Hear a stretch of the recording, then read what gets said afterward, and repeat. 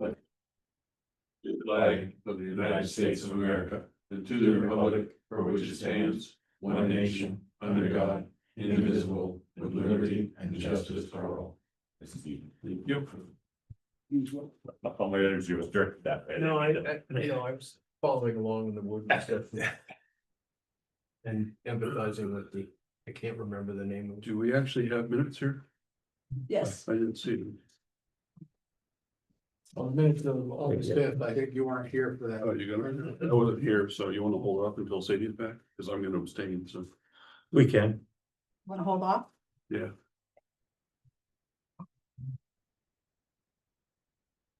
Master plan contract extension, you talking about that, Tom, or? No, it's Cody had sent. the Oh, email. Cody said it, okay. He had requested that the select board approve the contract extension for the master plan subcommittee. It's a contract with the Upper Valley Lake Sunapee Planning Commission. Basically, it's an amendment to the existing contract. It affects only the dates, the two items on there. If the amendment is to extend the contract period through December 31st of this year. And there are no additional costs included in the amendment. It's just a date issue. And it's an authorization because they have my name on there to sign it, right? Okay. I'll make a motion to accept that and extend the contract through the end of the year. Second it. All in favor? Aye. Aye. And you have the power to sign. Yeah. Port Hills Barbecue has requested a permit to serve alcohol in the common for their block party over Labor Day. I don't have a problem with it. I think that's a great community event that's sort of continues once a month that we've been doing, and you know, you've done a bunch of the Old Home Days, so. Yeah, so there's a, yeah, so. And this is actually better because last year when they did it, they were going back and forth. They're gonna try to put everything on the common, so it'll be safer anyways, and Yeah. we're gonna block off, I think, 118, correct? And in your document, there's the actual, I think it's still permit out the. Event. I didn't see anything. It should have been in one of the folders. Oh, right.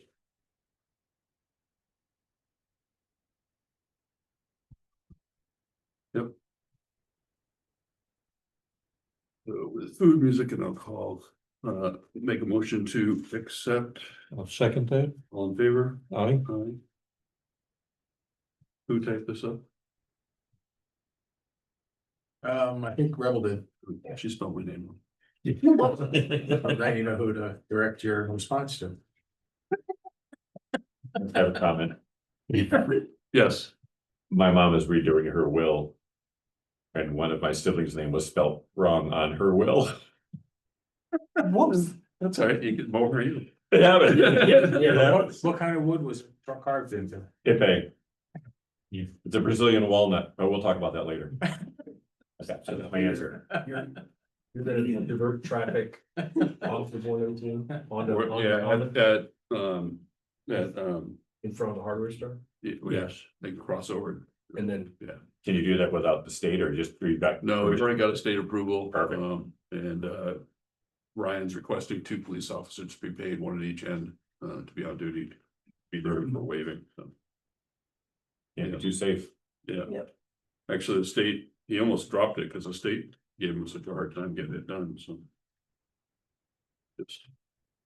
And no, liquor commission did.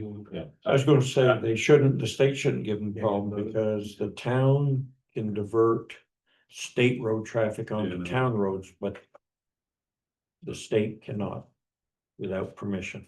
No, because the person he first got approval for, this is all out of context, but at the liquor commission ended up leaving. And so the new person that came in didn't want to make a decision, so Yeah. he almost pulled the plug on the whole thing. well, we just passed a social district legislation, so. I mean, which is somewhat different from what this is a one-time thing, it's supposed to, create a district, but. For in the state, we did that?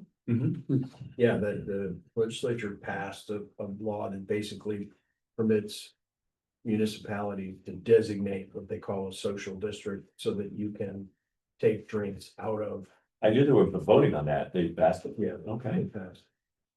Well, So, I mean, the liquor commission shouldn't be, right, That's what we're talking about. maybe it was, I don't know. I can see DOT getting upset. They're always upset. Yeah, but like I say, DOT, unless they've changed it recently, the town can direct traffic from state road to town road back. The state cannot direct state onto town without town permission. Yeah, I'm pretty sure we have not changed that. Yeah, That makes sense. so we're all set as far as for the town to reroute On the common. on the common to go from a state road onto town road. We don't need state permission to do that. Right. Yeah. The other way around, the state would have. I was thinking about Old Home Days Parade, we were shutting it down, that was different. Yeah. Yeah. Very good. Bobby's happy. Are you ready, Monica? Do you have a date for that block party? It's Labor Day weekend, I'm not sure it says. Their first list up, it was like the. I don't have. Labor Day is the first. I do. It's like the third, August 30th, Yeah, Labor Day is the 1st of September. yeah, Monday. it's the earliest it can be. She's just trying to get you loaded up, so. Fire truck purchase, we can do that, Skip. Yeah, basically the voters at this town meeting in 2025 voted to approve the purchase of a fire truck for up to $925,000. We are now ready to order that truck. And the quote we have right now is $899,000 for the truck. And we will spend most of the 925 because we have outfitting things to do. We gotta buy a radio. It's gonna be about 10,000 and different things of that nature. So, but we are staying all within. digital. We're definitely, well, and that's one of the issues we're running into. Is for years, many years, and I'm hearing it in the neighborhood of 25 years, every time we buy a new truck, we keep putting the old radios in them. And we're now like. So far gone, actually, we're having some of them fail at this point. We'll be talking about that I later. just signed one. Or buy one, so. We're buying one, Yeah. yeah, and that's for that piece, so. But yeah. Right. I just can't get over So I delivery. need a motion to. Yeah, I understand. Delivery date is over 3 years from Yeah. now. Yeah. Well, we're talking just on a highway truck now is 2 years. You wanna make a motion? Move to accept the payment. I'll second that, all in favor, Aye. aye, Requires just your signature. nope, there's three, so. There's not 3 bars here, so there's no actual lines, but. Did you bypass community power intentionally? Yes. She was trying to load up Gotcha. the deck. yeah, I was having issues. Yeah. Perfect. So make sure our friend in the back. Chat- didn't get missed. Chat used it prior to this, so Monica's trying to get it. Maybe just the operator. Just delete that. So that does come bring up Community Power Coalition and come on up. How are you again? Very well, thank you. Good evening. Nice to see you all again. You as well. Andrew Hatch Yeah. from Community Power Coalition. And thank you for the time this evening just to talk about next steps. Obviously, congratulations on the decision to move forward at town meeting. As you may know, your electric aggregation plan is still with the Public Utilities Commission.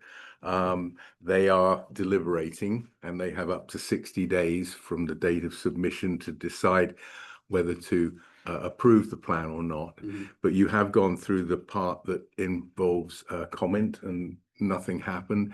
And there's no reason to think that anything untoward is going to happen with the plan, and it will be approved within the next couple of weeks, I would imagine. But that doesn't really hold up the process at this stage. What I'm here tonight to do is just to set the conversation started about what the next steps would be as and when the town of Canaan would like to move forward with community power through the coalition. I would remind you that although we assisted you in the plan, you adopted our joint powers agreement and became a member of the coalition. It in no way obligates Canaan to continue down that path. If you so chose to take a different method to move forward with community power, the plan that we've helped you submit to the Public Utilities Commission would still apply. But what you'll find when they send a letter of an order of notice is in fact what it's called. It will say language to the effect of it is anticipated but not required that you move forward with the coalition. The reason I'm mentioning this is because that's what we're here to talk about tonight. What does it involve in terms of actually launching Canaan Community Power? So I've got a few extremely dry slides. I apologize. I thought I was going to do a little crooning with this microphone, but I do want to just take you through a few slides and steps to explain what this is all about. And if you wanted to watch there, that's fine. I've also got hard copies here to leave with you. But there's two parts to this. There's the coalition policies and then the conversation that we'll have separately about the coalition agreements. And basically the coalition agreements are the things you sign. The policies are the things that the coalition its membership as a whole adopts and maintains and abides by. So it's just important what you as the select board would be asked to do would be to sign off on the agreements which acknowledge you understand the policies.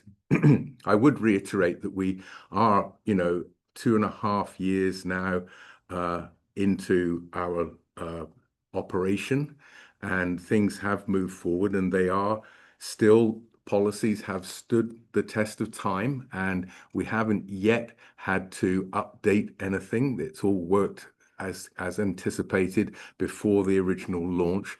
I am working on a little bit of sort of updating where we started out talking about a future launch that hadn't even happened. Now we're down the road. So there's a little tightening to do in the draft contract that I have shared already with the town, and I believe your administration have it in hand. So the 3 R's, risk, rates, reserves. The whole idea of the coalition is that we operate in a fully transparent manner. So all of these policies are available on our website for anybody to review. They all work hand in hand and are designed to protect the interests of our members. One of the cornerstones of community power is what we will talk about a little bit more in a moment, which is to avoid any form of adverse impact on one community over the decisions or actions of another, because you are going to engage with the group that is now 60 plus strong, and every community has a slightly different needs and expectations, and we've written into our policies and procedures opportunities for communities to go in all sorts of different directions. If it's the appetite of Canaan to, for want of a better description, stay straightforward and vanilla, that's all well and good, but there's a lot of optionality, and sometimes that also brings a little confusion where there's, terminology we use and it only applies to certain communities. So I apologize ahead of that. But basically, our 4 documents that we will discuss are the Energy Portfolio Risk Management Policy, the Financial Reserves Policy, the Retail Rates Policies. They all work together and they're underpinned by our commitment to data security and privacy. And so, as it says at the bottom, the objectives of all of these are to make sure that we are able to service the customers with their electricity requirements at the most competitive rates that we can acquire, and maintain that rate stability that's important, and also build up reserves so that we can maintain and grow our balance sheet. One of the reasons for that is that as it stands today, we do not have enough assets in order to procure power on our own without a third party. So we have to contract with them, and they obviously do profit from that contract. It's our longer term vision to grow our organization so we become that procurement organization, and it'll become a little clearer as I move on. The next slide, please. So here we get into, it just talks about the different chapters and at the key points of the risk management policy. I won't read it in detail, but please, if anything jumps out of you, please ask questions. but we are in the business of procuring what is called electricity supply for all requirements, which is a legal term. What we identify in the portfolio risk management policy is how we go about doing that and minimizing or mitigating the risk that's involved just in the nature of the business that we are engaged in, which is the procurement of power, which is an internationally affected marketplace. You may know that while we sit here today, the price of power is probably going to change several times. ISO New England has a marketplace that changes every 5 minutes. But what we're doing at the moment is setting rates that persist for 6 months. Well, you can imagine there's a lot of cover that we need to engage in terms of hedging and maintaining and mitigating any risk. So this is what it's all about, what it's all laid out in excruciating detail about how we go about this and what our basic principles are and our methodologies and who is responsible for what. Next slide, please.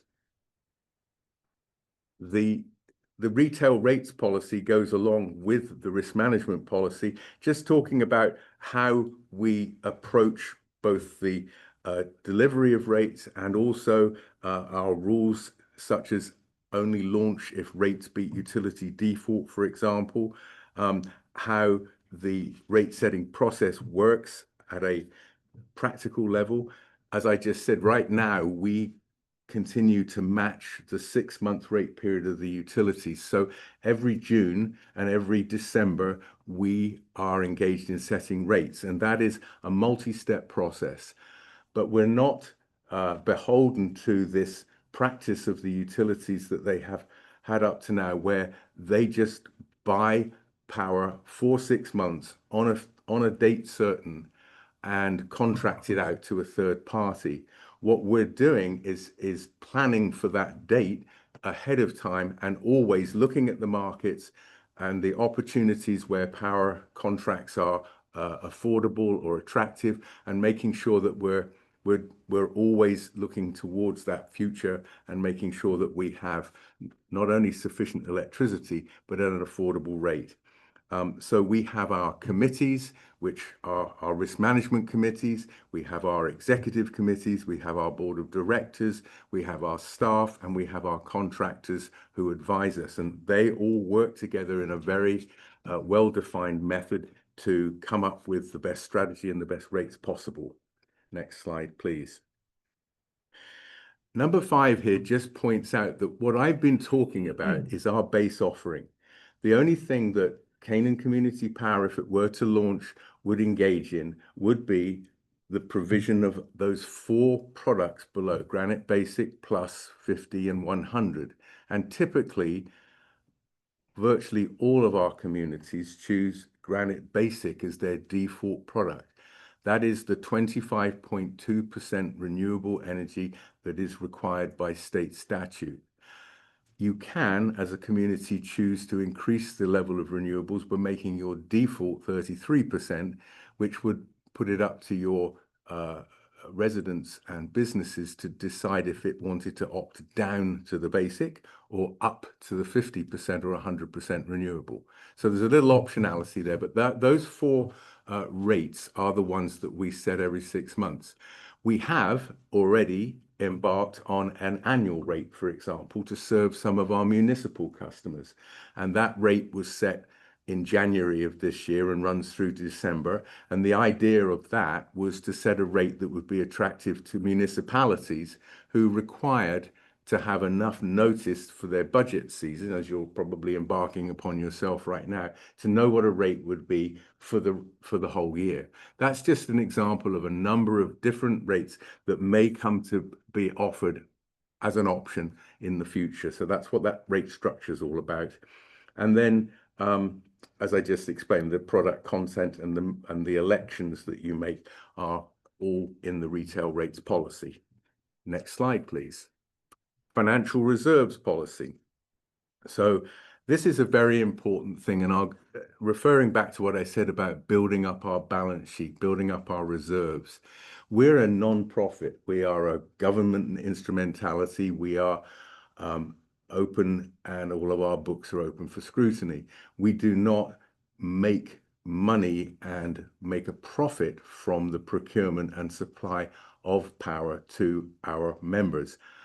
What we do is accrue reserves on behalf of our members to make sure that we have the wherewithal to grow. And as I said, with the longer term objective of being able to procure power even more advantageously and pass those savings on to our ratepayers. So the little block graph you see on the right-hand side is that joint reserve that I'm just describing here.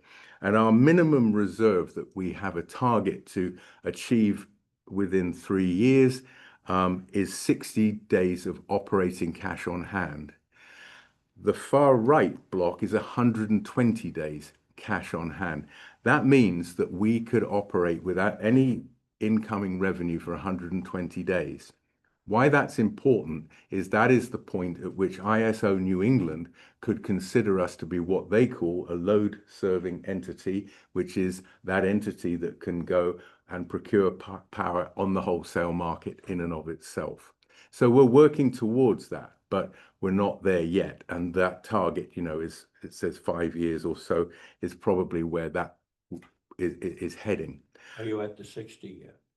We have not achieved the 60 yet, but we're building that. You may have heard that this year we have, as the utilities had, suffered from the unexpectedly cold and persistent winter.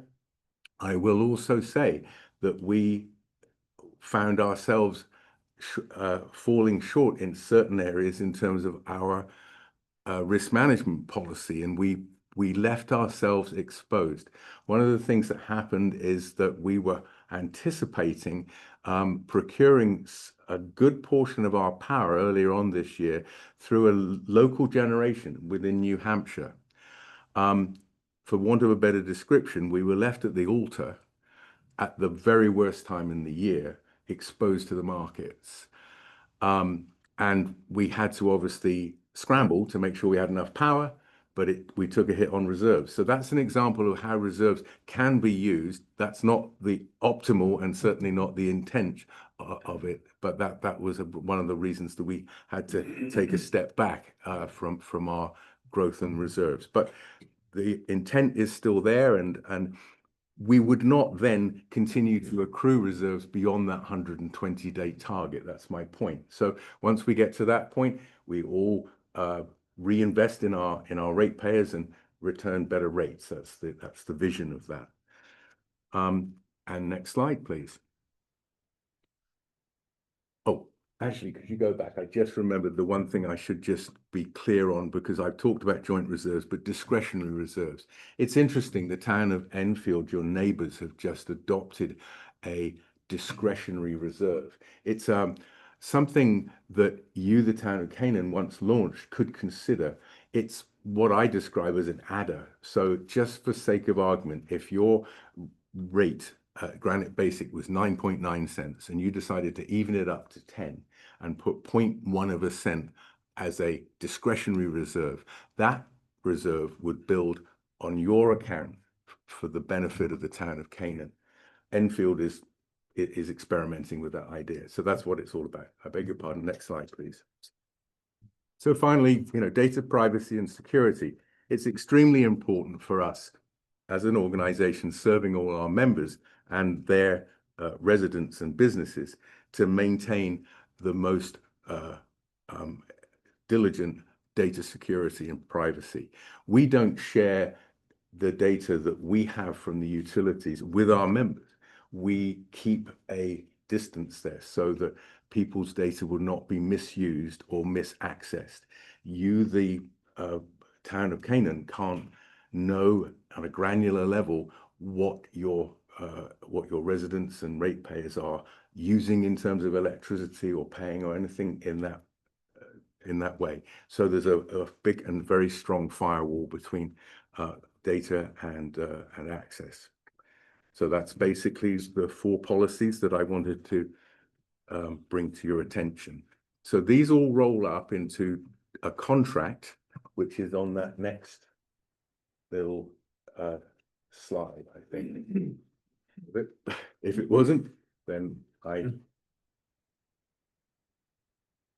there's two sets. I think it should roll straight on the PowerPoint. Sure, yeah. Yeah, Oh. right, exactly. Okay, did you show it as a PDF or as a PowerPoint? PowerPoint. Yeah. And so it should be another slide.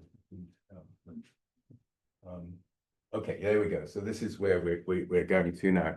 So there's a cost sharing agreement and a member services contract. They are just one document that is in two parts. I've got a copy here if you wanted to scrutinize it, but this slide here just gets to the real meat and potatoes of the concept of cost sharing. Like I said earlier, it is the expressed intent of the coalition not to cost shift, meaning that we don't put the expenses and the cost to serve our one customer onto the shoulders of another. So we divide up a lot of the cost of providing power into different classifications. So you'll see in this block on the right-hand side, general administrative, direct projects, member services, operations, and elective services. And each one of those has been broken down and identified in terms of what its cost factor is and what its allocation method is. So all that is trying to tell you is that we take a very granular look at how much it costs to serve the folks in the town of Canaan. And in fact, what that has done to our rates, this rate period that's just come in force on the 1st of August, is that we are actually not just offering one single rate across all rate classes. We have identified the fact that it costs a different amount of money to serve customers of a different utility. Now, you have both Liberty and the New Hampshire Electric Co-op in town. Your plan anticipates that you will only enroll on an opt-out basis the folks who are on Liberty, and the folks who are on the New Hampshire Electric Co-op would have the opportunity to opt in.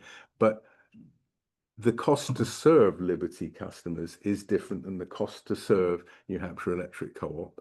And indeed, within them, the cost to serve commercial customers and residential customers are different enough to make it important that we do put a slightly different rate for each category. It's not an attempt just to confuse everybody. It is just a recognition of our commitment to true cost sharing and true cost allocation.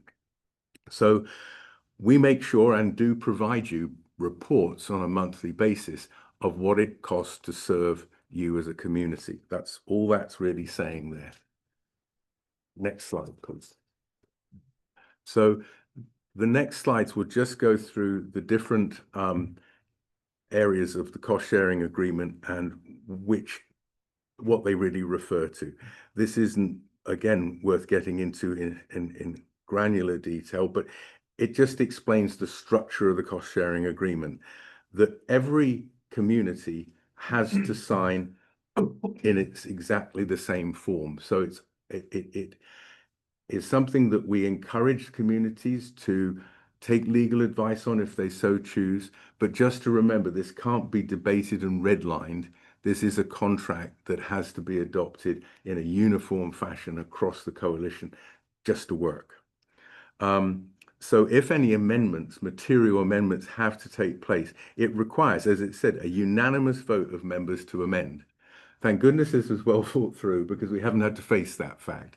And what we're doing now is just updating it to reflect our current membership. So, for example, the town of Canaan's version of the cost sharing agreement represents in the membership the town of Canaan. Last year we didn't have you, so you know that's the kind of immaterial changes, but everything in terms of what is material cannot or will not change. It will identify who is involved. The term we use, the complete service bundle, is the whole concept wrapped up into one contract. and it explains exactly what it takes to serve and launch and operate a community. It gets into how costs are allocated and what liabilities are and are not.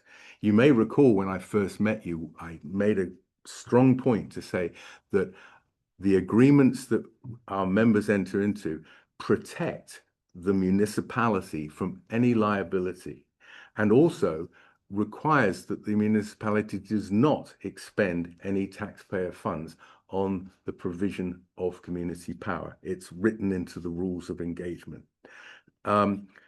Any cost, any rates, any funds that we need to operate the coalition are recovered through participating customers. You may recall that although an opt-out program means that folks who are on utility default with Liberty will be automatically enrolled unless they opt out. That's a very key point. They have that choice. It is voluntary. They would have to take action, but they could opt out before the launch or at any time after that at no cost and at no delay. The cost reporting and records mandates that the books of CPC&H have to be open for inspection, and they are. And then finally, implementation costs. As I told you, we're 2.5 years into from our original launch. So there were costs to get the coalition off the ground. It was inappropriate to burden those first 14 communities with all of those costs. So what we did is write into our contracts and policies that the participating members in the first 5 years will be allocated a certain proportion of the implementation and startup costs of the coalition at large, and also each individual community's costs of launching will have to be reimbursed to the coalition over time, but again, only through those rates of participating customers. So we are halfway to that 5-year period already. This again is getting a little bit into the weeds, but I just want to sort of lay it all out there so you understand the concept. Next slide, please. We're doing pretty well. I'm not far from wrapping up, so bear with me. Cost classification and allocation is exactly what I've just been talking about with that chart. How member services costs are differentiated from general administrative and direct projects. If anybody within the town of Canaan wants to engage with any of our subject matter experts and get really into it, we encourage any questions about this. And then number 11, which I will get back onto in a moment, talks about the terms and how a dissolution or a withdrawal could happen. It's not yet happened, but we have got a clear off-ramp, if you will, and I will elaborate a little bit about that in a moment. The member services contract recitals and the purpose, again, just gets into who does what and how do we procure power and how do we meet the minimum requirements of the state and how do we build customers and how do we work with all different customer classes. Again, you might recall I talked about people who are on a electric assistance program, for example, who have a special arrangement through the CAP agency to have a discounted rate for their electricity. They would still receive that. They wouldn't be, they would benefit from joining Canaan Community Power because their rates would still be advantageous. They would just still have that relationship directly with the utility. Nothing really changes much on there because the billing is done by the utility. The only thing that a customer sees is Canaan Community Power under supply and how much the rate is. But this is all what's going on behind the scenes to meet the mandatory requirements. Next slide, please. So again, the second half of the contract, the member services contract for the complete service bundle. Again, these are all the different items in there, how the decision-making works, and how we manage the contracts and how we manage third-party contractors. We couldn't have started the coalition without professional service providers who brought their expertise and their resources to bear. We have from day one had a robust call center, and we've had a robust billing and operations center that know how to interface with utilities and deal with a lot of data interchange, and has the protections in place to meet the requirements of data security. All those sort of things are covered in here. And again, I'm just going to talk a little bit more about procurement, termination, financial reserves, and authorized officers, which are some of the decision points that you will be asked to make in completing your contract. So next slide, please.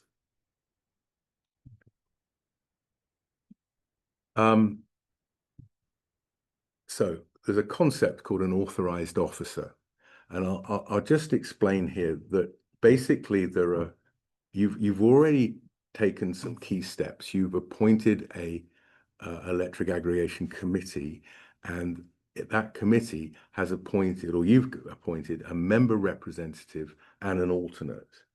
I believe it's Hope Stragnell and Chuck Townsend as your two representatives.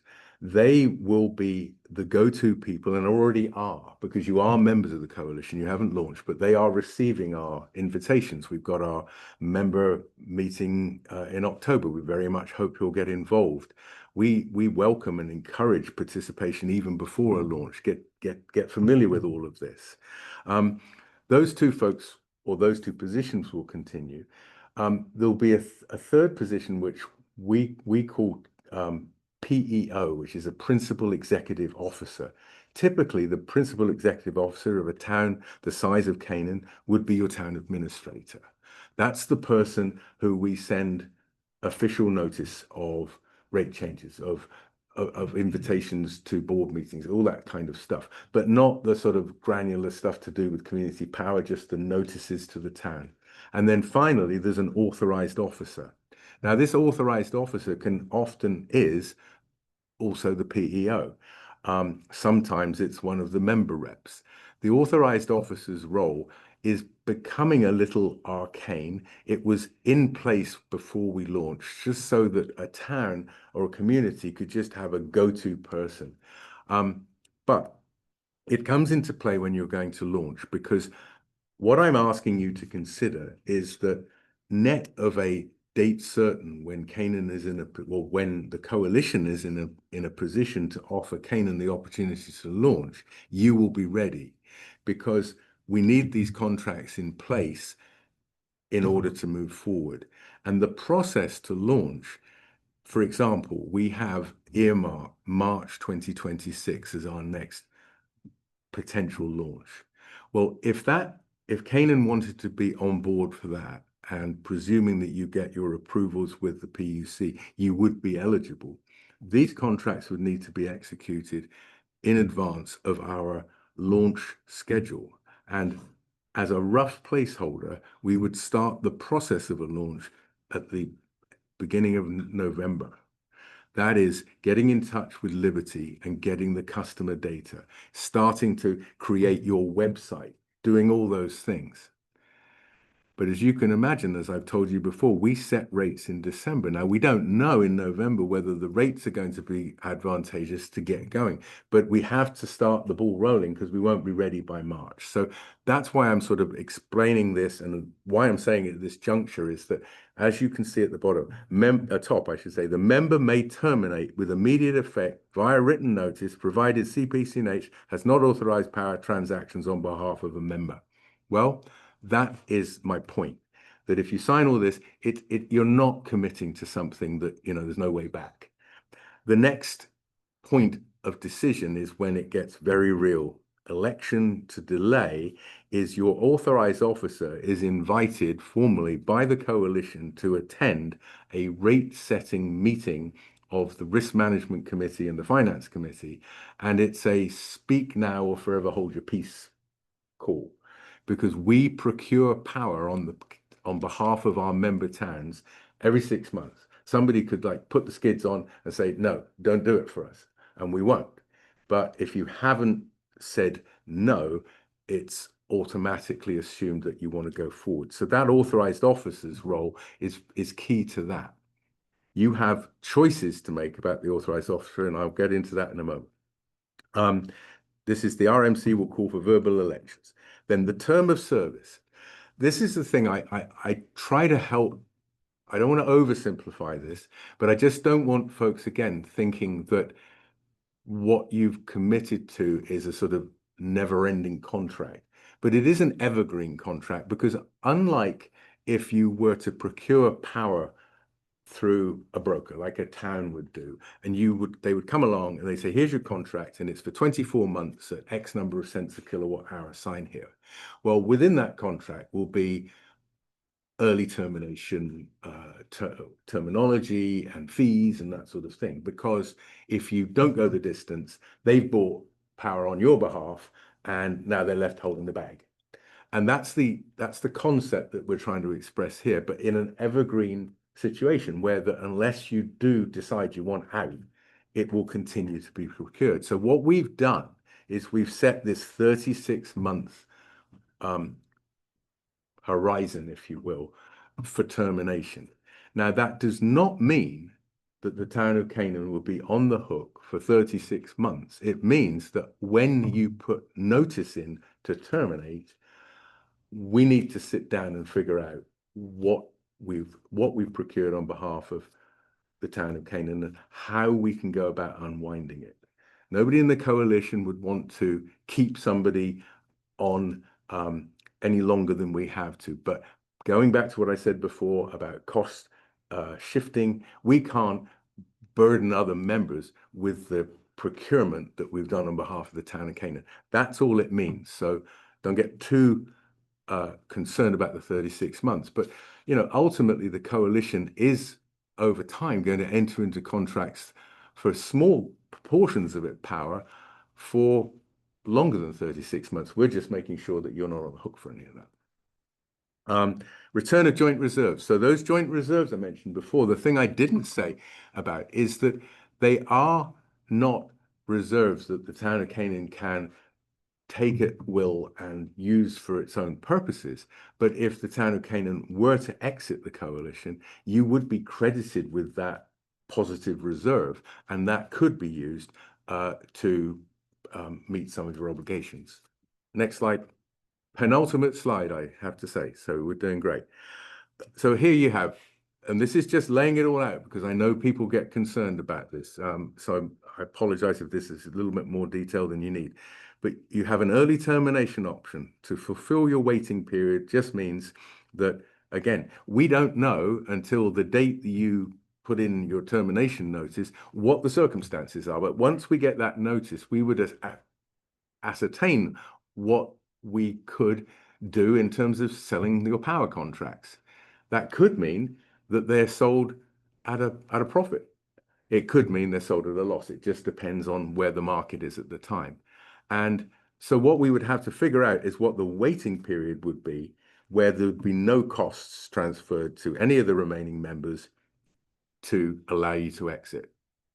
And there is provision that if the member does insist upon leaving early, that they could deposit sufficient funds to exit. It's a concept that I find I struggle with, and it's not an intent of the coalition to sort of set that up, but it is an option. And again, as you can see at the bottom, member may elect to use its allocated share of joint reserves or discretionary reserves for this purpose. So that's getting into it. The very last slide is the role of the authorized officer. I mentioned this at the end just because it is a decision point other than, you know, signing and getting legal opinions on what you're signing on. You would have to appoint the authorized officer and decide what authority that person has. You can, I would just say, most authorized officers have the A as a yes and B and C as a no, meaning that they would be that person that would be called upon at that meeting to say yay or nay, but any decision to set your default rate, adopt any additional products, or set those discretionary reserves would not be their authority. They, you know, that would be in collaboration and consultation with the Board of Selectmen. So there we have it. I hope I haven't bored the pants off you. But as I said, all of our policies are all available for scrutiny. As a member, you would be continually updated if any changes were going to be adopted. There is some buffing and shining of risk management going on, but it hasn't been adopted as yet. Are there any other questions that you might have? When do you need that back by? Well, as I said, the rule of thumb is if you want to be on deck and ready, then by the end of October, I would say. We're trying to get in front of select boards before they get into their own budget setting, and they haven't got time to get their head around this. Okay. And you, I think, already have a copy of. I have it on. Right, yeah. And that's, that if there is any minor editing that goes on, nothing material will change. So you could get legal opinion on this if you so chose. 60 of these have been signed. If you do retain legal counsel that works for other communities, save yourself $1 or $2 and ask them if they've looked at one before, because they're identical. Any questions from the? Bob? I didn't really want this to go any longer, but I trust the select board, and if they went in detail deeper than I did, then I'm all for this, but there's a bunch of stuff in here that I don't remember seeing before, like the amendments take a unanimous vote. Have you ever seen a unanimous vote in this country? Ever? Well, basically, there's no amendments. Well, you might be surprised. This is something that's in the interest of all. Well, I would suggest, and that our formation group of 14 all got in a room and got on the same page for a document. It has, as I said at the beginning, borne the test of 2.5 years of scrutiny. I don't anticipate any changes, but there could be some direction the coalition wants to take, and everybody would have to unanimously adopt it if it affected our policies and procedures. But as we stand today, it's a moot point. I'm just making the point that please don't consider this a red line. Don't get a lawyer sort of spending hours coming back with some conversations. Questions, great. Well, with regards to Bob's comment is the fact you started with 14 people that needed to be unanimous decision. You're up to 60 now. Yeah. You're now, when you start looking at probabilities, this is where it comes into effect. You've gone from 14 that all agreed. Are you going to be able to keep 60, and as you grow, a unanimous decision, because you've got more? Well, Statistically impossible. Well, if it was something that would be controversial, I would agree. Yeah. But I don't think it's intended to be controversial. And the worst case scenario of your suggestion that it would be impractical to have, then it's status quo, and status quo is working. So there isn't much to be concerned about. That's what I'm saying. The A long only time history it of would 2.5 become an years. issue is if it's not working as stated. Yeah. I had a couple of them actually. The risk management thing, so I happen to be affected by the recent announcements about all the AT&T information being released. Okay. Can you tell me who your robust firewall company is that's protecting all of this data? Well, the people that we contract with are called Calpine Services. Calpine is a large energy services company out of California, and they manage community power aggregations across multiple states. Large like AT&T? Actually getting larger because they just got bought by Constellation. Yeah, I think they're probably about 5 times larger than AT&T. Good. And I'm gonna restate what I said earlier. I trust the select board if they went into the details and they're good with it. But the hair on the back of my neck stands up when you put up there the termination notice for 36 months and say, all this really says is, that makes the hair on the back of my neck stand up. I don't remember any So of that's these. the town terminating, that's not an individual. You No, can I know, terminate but if the immediately. town, if it's not working for the town and you're locked in for 3 more years, to me, that could be not locked in for 3 more years. To me, Well, that's that- a red flag, just to And make sure. that is why I put great emphasis on trying to differentiate between being locked in for 3 years with a typical broker contract or any other form of contract that the town enters into. That's not what we're talking about here. We're saying that horizon is the maximum it could possibly be. Yeah. But what we would do on notice to terminate is do a calculation and expedite the departure of Canaan. We would not burden other communities with Canaan's procurement and quid pro quo, nor would, if another community were to want to exit, put it on Canaan. So it's just allowing this I fair and understand the equitable explanation, treatment. but I'm just saying the letters say Right. the notice 36 months ahead of your Right. termination. Right. That's what matters in a court of law is the letters, not the explanation. That's all I'm saying. I'm not here to debate that. I'm just making the point that it is a different scenario than just deciding you don't want to continue on a contract that you have committed to with consequences that are well determined, because it is a variable thing. It is a material. We are not talking about chicken feed here. Yeah, I We're know. talking about something that really matters.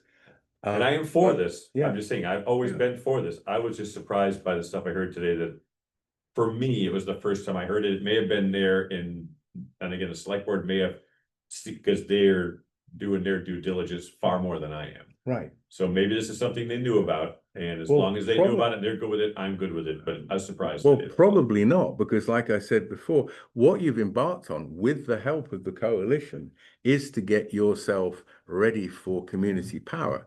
If you as a community decided there was a far smarter way to do this, and you wanted to go off with a broker and sign for 24 months or whatever it was, you know, without being trite, have at it, because we have not locked you in. I would remark that the brokers don't return the compliment.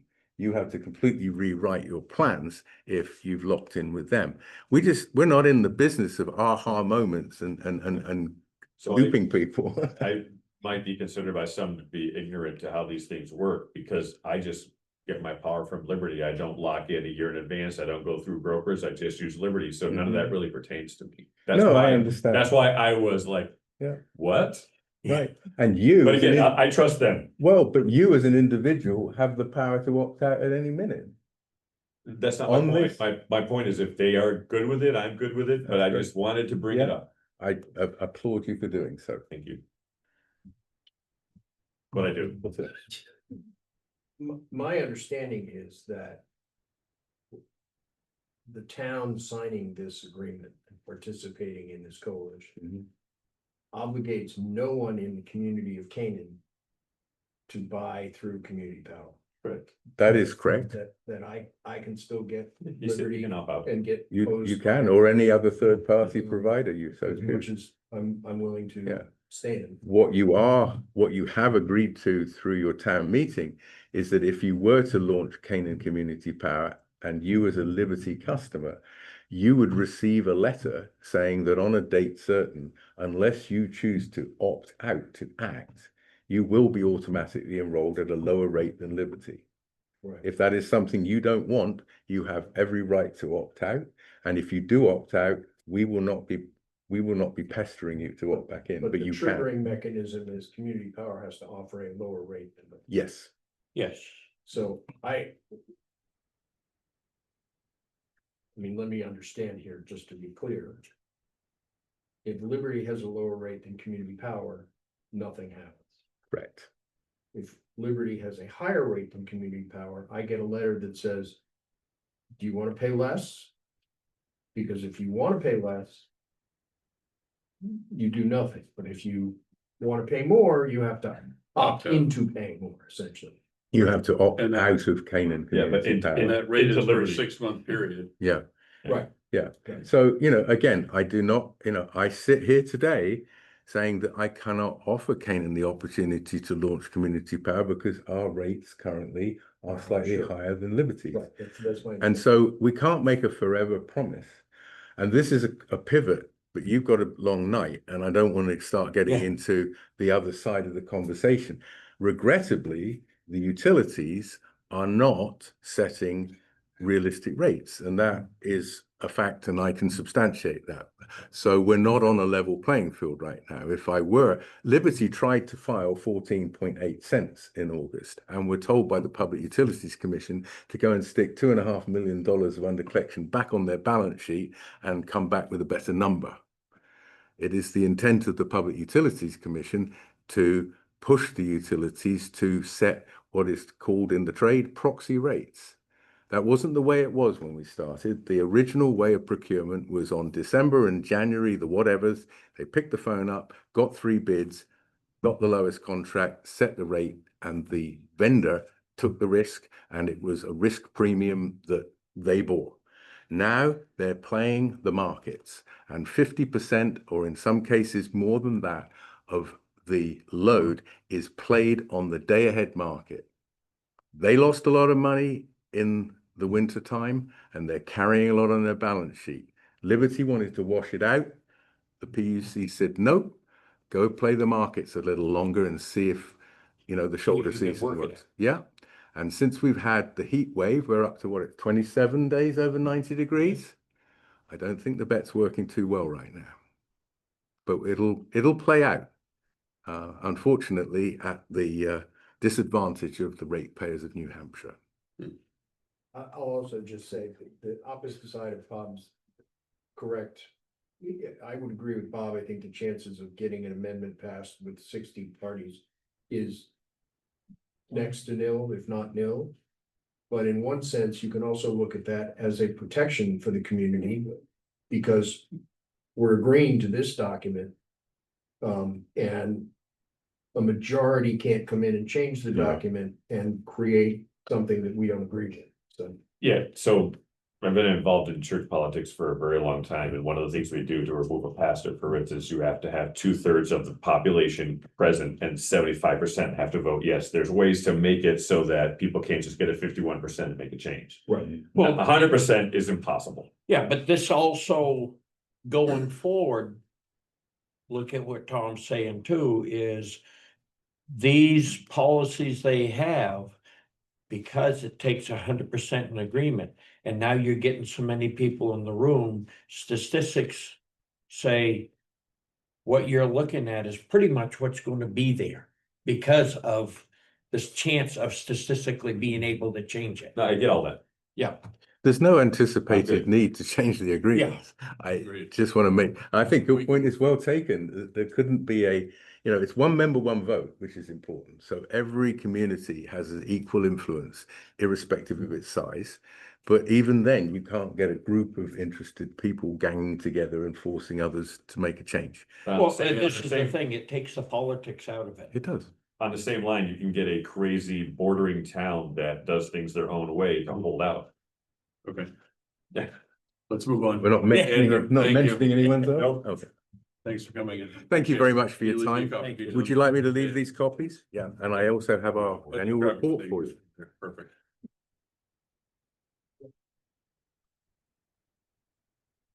Thanks. Thank you. Yes. I will trade that. That's great. Thank you very much for your time.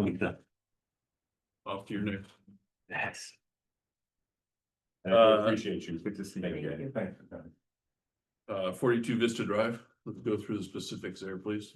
Yeah, we had there was a situation where a mobile home. Up until 2014. Someone was living in it. It then went to tax deed. The town of Canaan took it over. It was then sold to another person around the same time. And they lived in it for several years. It was then sold again. The person that bought it at that time was unable to maintain the expenses. They hadn't paid taxes. It was going to go to tax deed, which is why we're doing this today, which affects other things we'll talk about in a couple of minutes. And also had some money owed to Human Services. That person has passed away. And their next of kin is trying to sell the property. The people who own the trailer park are buying it from the estate. But during that purchase process, they learned that there was an error in the deed. And the deed error was a reference to an incorrect deed from previous number. They requested the change. We sent it to our attorney. They made the modification. It's a corrective deed, just correcting the problem to allow this sale to go through. And who wrote the deed? it was, In-house. Drummond did? well, this one. Yeah. The other one was written in-house by the town. This was written by Drummond. Yes, Okay. To correct something that the Yeah. town wrote. that's Yeah. correct. In what year? I believe it was 2014. Okay, thank you. Right. So do we need, there's no place to sign this, is that, There should have been a second. Yeah. oh, I'm sorry, it is, yeah. Yes. There's one that's for the Both sides. landowner, you can ignore that one, there's one for the town and one for the landowner. I'll make a motion. What? I'll make a motion that we sign the quick deed. I'll second that. All in favor? Aye. Aye. That clarified, clear that up. Want to each We'll find know. one, then they can figure it out. We have a notary Just in present. case. You have two.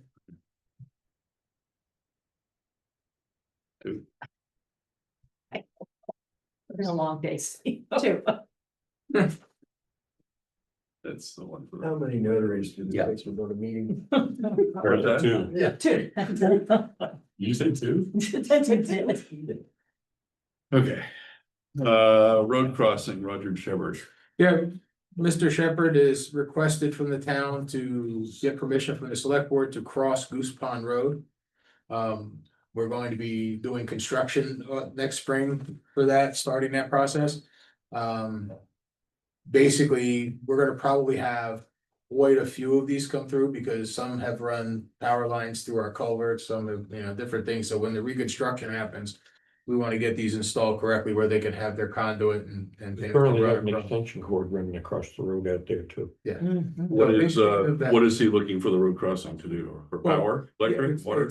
Electric and water, I think, was two items. So what we're doing is we did it at the last meeting because of a request for on the other side. I can't remember, it's next to Goose Off Pond, West Shore Road. West Shore Road. There was a crossing where we're gonna have a sewer running Yeah. under the road and we Right. approved that. With conditions that they fill out an excavation permit. The town has now created a new excavation permit that's Great. in conjunction with the state. The state RSA's, and basically what I would be. Asking the select board to do is to approve the road crossing pending conditions, and some of those conditions will be the that they are responsible for any DES permit requirements if they get to affect that. And that becomes a part of the play because we're redoing Goose Pond Road. We're going through a whole permitting process for the entire length of road. So we're making sure that these things are gonna be included, see if we can get them included, but they'll have to make their own permit, but we're trying to accommodate that in the plan. For the drainage crossings. And the shoreline protection things, but it would also require Schedule 80 pipe. We will be putting in the depth requirement as, a minimum of 3 feet below the bottom of a ditch line, any ditch line. Things of that nature, so that we don't end up in frost issues, or if we ever have to reclaim the road, we're not digging them up. So we're gonna put some depth requirements, material requirements. And how the ditch has to be filled. And then also, the issue with. Yeah, where they daylight outside of the Yeah. town's Out right right, of way. out right away. And those are what we'd be conditioning for this to do. Are there any rules for going over the road? I mean, at some point, if we put so many rules in place, it might be more advantageous for the Well, the, overhead at no, a certain height. You- Is there any requirement No. there? well, I or- mean, we would, well, I mean, typically you gotta have a minimum of 14 or 15 feet of clearance, Yeah, so. but I mean, Yeah, but you do get into overhead right of way. There Right. is an actual, is it right? Yeah. I mean, a guy, cause of, some plow trucks. If you don't have inner bodies, your body's up and you're taking stuff down, so, But I mean, yeah. that No, could be the cheaper, real- it's still cheaper to put two poles in and go. Well, to over be the road. honest, That's what I we're was not, we're not making any cost requirement. They have to put conduit across the road anyway. We're just saying use Schedule 80, not this. And But if they're looking for a new crossing and have to be I- down 3 feet and repair the road and all that stuff, it Well- becomes a lot cheaper to go over the road, and is that gonna Yeah. cause a problem? yes, it is, because you have your power and phone lines out there.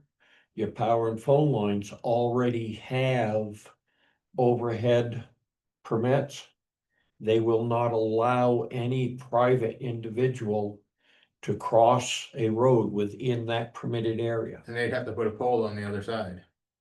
Cause Okay. I went, But again, if they put a pole in, they're gonna have to meet the requirements, cause it's not gonna be like a private Yeah. pole, pretty but much. I went, I got that problem because house on one side, barn on the other, and my standby generation Mhm. for power outage, they refused to give me any permissions to have any overhead power line, cause that would have made it easier for me. 'Cause it Because will of interfere their, with their it right of way. interferes with Okay. their Alright. existing right of way.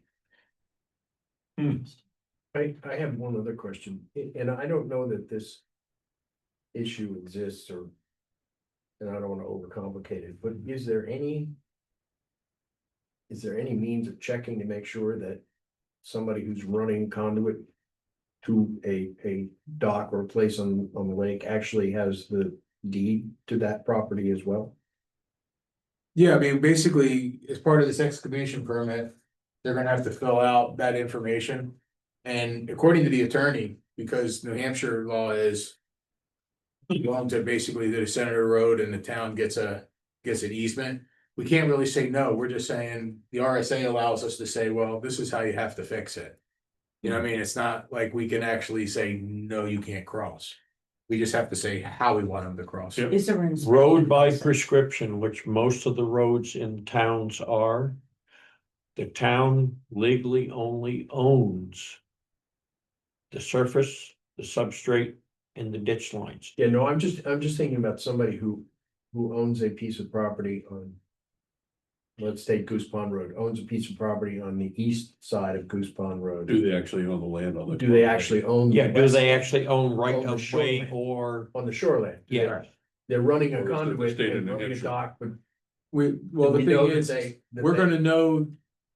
This person has already talked to our engineer and said that they wanted to do this and they're trying to incorporate it. But when we get the actual plan, which should be out in the next few weeks, we've actually had the first response. From DES on, do we have any rare and endangered species? And they say at this time, no, we don't see any and we're moving forward. Hopefully the permits will be going in, but when we get the actual plan, we're gonna be able to see both sides. We're having, the applicant will fill out the application. But the conditions will say that this is when you can't do it until we get this information on the map, and that's kind of the goal, is to make sure, because that one. This particular project is the big deal because we've had to. Survey all of the wetlands, identify all of the pieces, the entire length, and it's gonna be part of our permit. We have to oversee it. Right, okay. But basically, yeah, and what could be done is. Have. Inlet, the inverts of that conduit. Right. The map and deed number of where. Yeah. Each end is. Yeah. Would there be an inspection of that, or are we just gonna? yeah, No, that will have to be we inspected. would wanna see it open before they close it. And the reality is, you know, the ideal time for this to happen is when we. Have already reclaimed the road and the town has like close to 50 culverts we're replacing as part of this project. We're gonna be digging, we're gonna be right next to them, like this is going to be many of these. Yeah. I like And I what you think said. they, landowners all have to be notified out there. Yes, This is your chance. Because Right. we should not allow any disruption of that brand new pavement for a minimum of 5 years. there should be a moratorium. Hmm. Oh, listed and just- once we pave it and do our infrastructure, that we have a 5-year moratorium Yeah. on opening the road. And those are things we'll need to look at. I like what you say, we can't really tell them no, we tell them how to do it, and they either do it or they don't. Right. Yeah, That's good, Yeah. that's good due diligence, I like that, thank you. So, yeah, so that's the plan, so, you know. I don't know if you wanna wait till we have the permit, we're gonna get tons of these, I don't know if, you know. It's basically, these, select board has to just say, yes, you can cross. And then they have to meet the requirements of the excavation permit. And that's the extent of it, and we'll have to do that with each one. Who's managing that? Bob or Ted? Bob, Who's, this will be Bob, Bob. and they'll turn in the application, and Bob and I will go over it, and he'll make the conditions Okay. that we need, and go from there. in like case somebody just has And- to, And the reality is I may even send it to Chris Fournier and let him say, this is what you should do on all of them. Yeah, well, it may not just be Goose Pond. I mean, I agree with that with Goose, with Goose With Pond. Goose Pond, yeah. but Yeah. but again, and these are some of the things that we're gonna wanna work on over the next couple of years is developing standards. And we can have road standards that will say, you will be this, you will be that, Yes. we'll use this material, any, if you're building. Improving our standards, not developing, we got standards. Yeah, we do have standards. Updating. they're Well, the update. might be low. Standard. We're gonna try and memorialize them and make them their ones that work. We're trying to uniform, Just thinking about back to my comments. so we gotta, a lot of this stuff, Want to change, that's gotta be unanimous. a lot of this stuff, as you know, if you start looking, you can find 3 or 4 different descriptions and standards. We're trying to get uniformity in some of this, so when somebody comes in with a question, irregardless of what person they ask or if they go online, that's what they're getting. Because I worked with the situation of master plan, zoning board, and planning board on some areas, had 3 different. Is that on the website yet? No, Can you leave a copy in my box so I can go over it? Thanks. Are you, the point of this is the time for folks out there to get, what's the notification process? well, We're gonna- I would start with sending this in an email to Michael Reeves, cause he's with the Goose Pond Association. He can Yeah. bring no, over. that's- Cause we've talked a bunch about it, so. Great, thank you. I like it. Job description updates. Well, we had sent, for the last finance. meeting, we had sent a job description for the finance manager. Yeah. And updating that process and some of the job requirements. It included some HR responsibilities and things of that nature. It will be part of a whole discussion that we go through, and that's one of the things I wanna talk to the board about is. We need to do there's a few. Job reviews we have to do, and as part of that, we're gonna be updating some of the job descriptions. And didn't know if those are things that we wanna just do on select board nights, or do we wanna have like a special meeting where we. Just do almost like a work session and get those things knocked out. Or how do you wanna go about those processes, cause it's all, the job descriptions are public discussion, and then when we do the reviews, they're all. Right, Reviews are private. So, so. You're looking for us to put all the job descriptions together, or do you? no, want- no, no, you're no, doing no, that? no, Okay, no, just to approve them all. to approve them officially, Okay. we had sent you that one, I didn't print it today. And when we had it on the agenda for the last meeting. It was tabled because, Well, I wanted to go through it piece by meal, and I also thought. right, and Sadie wanted to have the full discussion, and then Right. Sadie wasn't here tonight, so we Right. might have to punt it till next meeting. Yeah. To have the discussion, so. I will, if you want, I can resend them to you, we can send them before the last meeting, I don't know if you have seen that or not. Yeah, I saw it, but we might as well. I'll resend it. Let's do it before you. Yeah, and I'll send you the list of, cause. We're gonna get all the department heads on our review schedule, so we can get that part done by the select board, and then we just gotta set up a schedule and get these things done, Okay, so. not meaning to kick it down the road again. I didn't think, Mercedes like, oh, we'll do it on the 19th, and then it was like, oh, that's not gonna work. Yeah. Some of us have to show up for me. Careful. Now and then. Mrs. Ann Labrie, what are you gonna talk to us about tonight? On the 11th hour, finally got them, and I asked for it 3.5 weeks ago. But moments before, this is the quote for our new voting machine. That we were talking about for. Dog on it. Anyway, I just, That works fine. I'm sorry. Oh, no, it's fine. We don't have a choice, okay? They are becoming obsolete per the state. Well, the president today announced that we're gonna not use Oh. electronic voting. And I'm not gonna spend $13,000 just to have it taken away. So here's the good news. Here's the good news. We've already put some money aside. back 2 years ago. It's in the current Right. budget, And how much do we put aside? I believe Nine it was $1,000. $9,000. So here's the good news. So one new machine is 7,500. That also includes a laptop and a printer. Because we only have one site that we vote at this time to buy the second machine is only 6,000. So the total is 13,500. We get 7,000 back from the state after we've purchased these. We've set aside 9. So we're gonna pay Well, we're gonna pay 6,500 65. out of our cost, so we're actually saving 2,500 bucks. And it's in the operating budget this year. How long will it take the state to reimburse us? Cause we know how quickly that stuff happens. So, I know, right? So we have to do the whole, you gotta purchase it, you've gotta have the invoice, blah, blah, blah. Yeah. And then they. You will have come to up- submit for reimbursement. Correct. Of course. And at this point, so the deadline, So the important twenty thing. 28 is what you're saying. I Just don't in time know. for the next. In time for the next presidential election. Machines are needed. Oh, boy. So this cost 13,500 for the 2 machines. There's $1,000 a year maintenance, so $500 per machine. That is a requirement. The ballots. I know that the state's gonna have, that the school has to share some of this and they'll take care of that, so it's a $500 split. On some On of this. maintenance, Pardon, not on the maintenance, but on something else to do with the ballots. He talked fast. I wrote as many notes as I could, just to kind of let us know. This would be going to a whole different company that does the ballots. They take care of that and they're done right in Bow, New Hampshire. It should be less than what we currently pay through LHS. So I like that.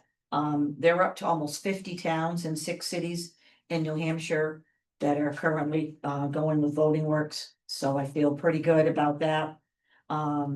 The important thing about trying to talk about it tonight and get it passed is they're looking to have all orders for those of us that want to use them in March. Filed by the end of this month. So we can have them by April 1st. So the machines would be delivered, no. The machines are supposed to be delivered in January with training January or February. For the March who's paying for election. the training?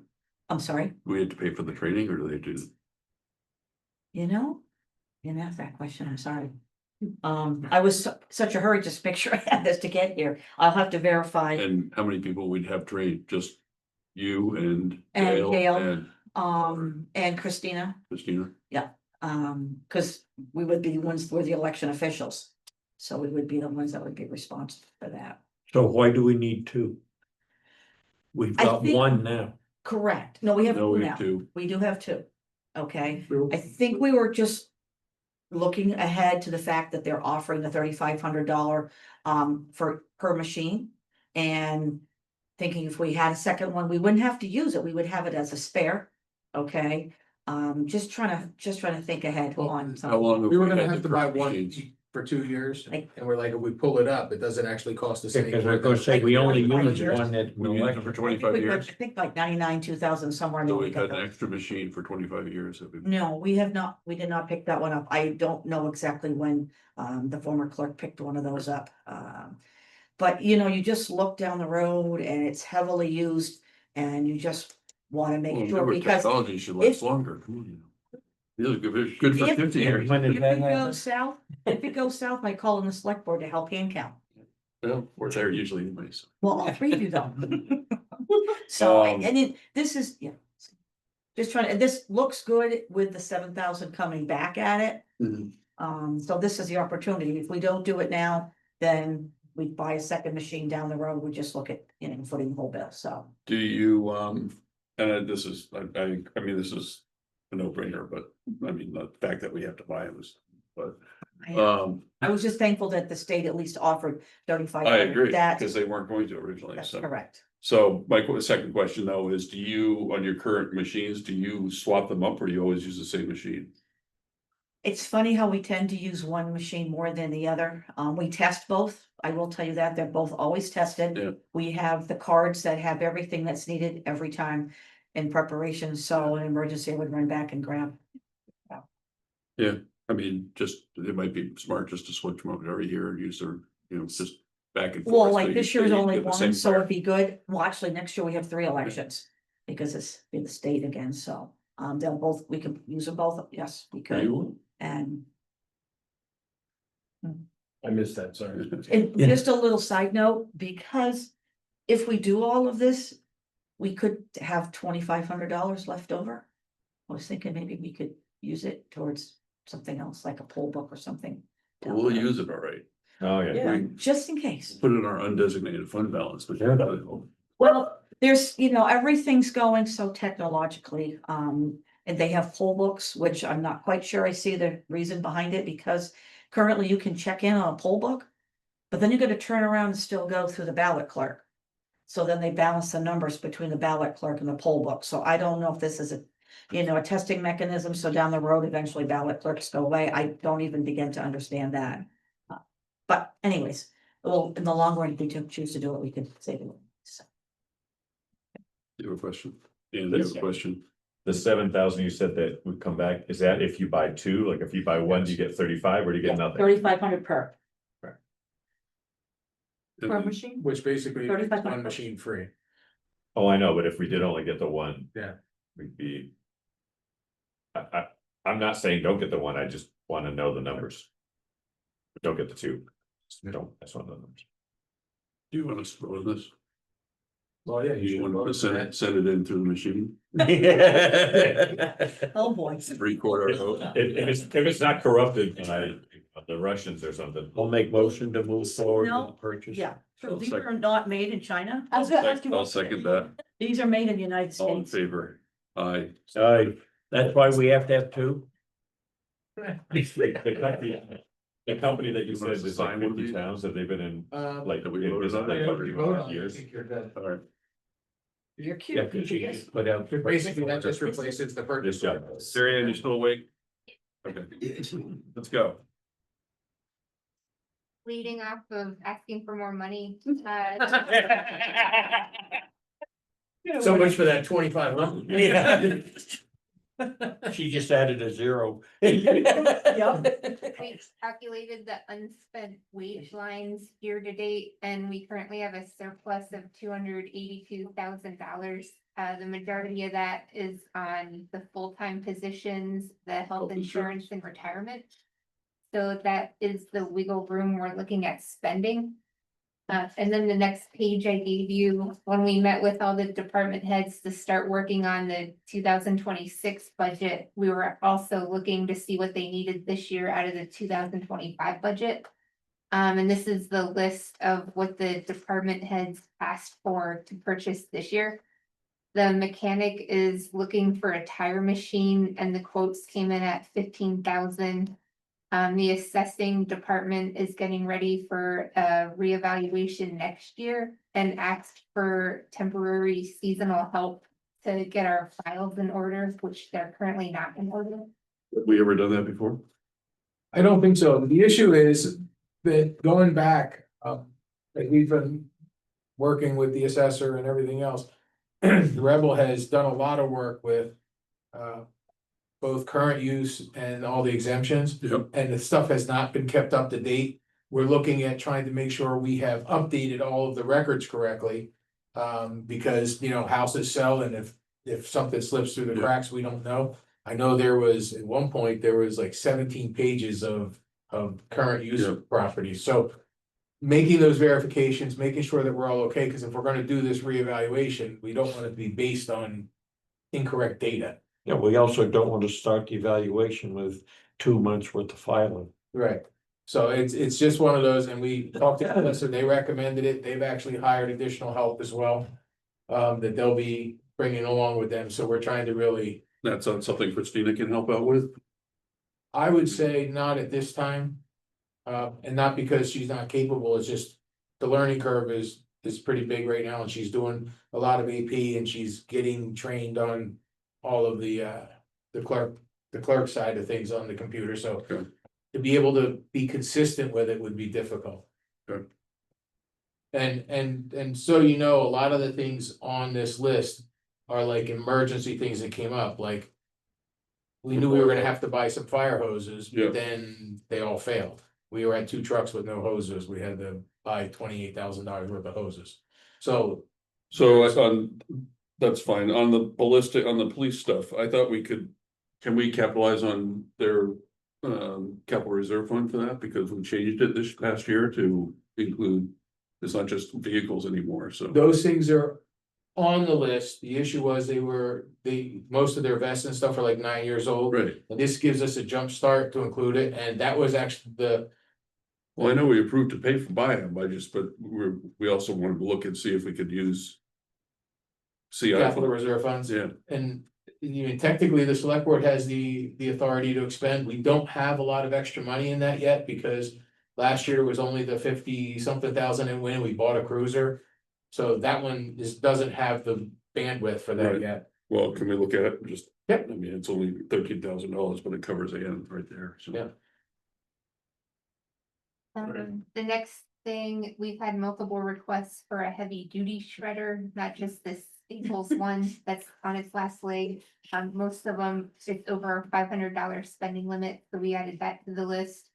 The city of Lebanon asked us to chip in $4,100 for using the shelter. Monica has more information on that, but they did a breakdown of how we utilized it in the past.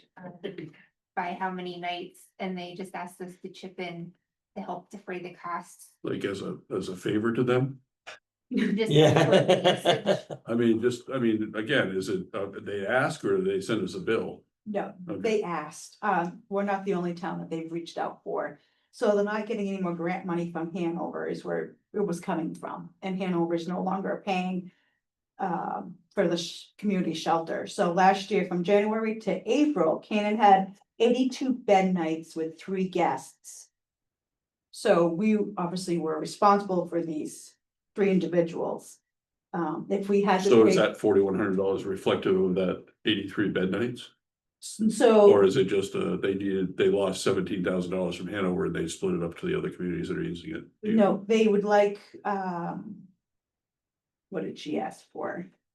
To be able to contribute to the cost, electricity, the food, everything else it was to be able to put these people up. So if we did have to house these individuals, it would have cost us $37,600 last winter to house these 3 individuals for that many nights.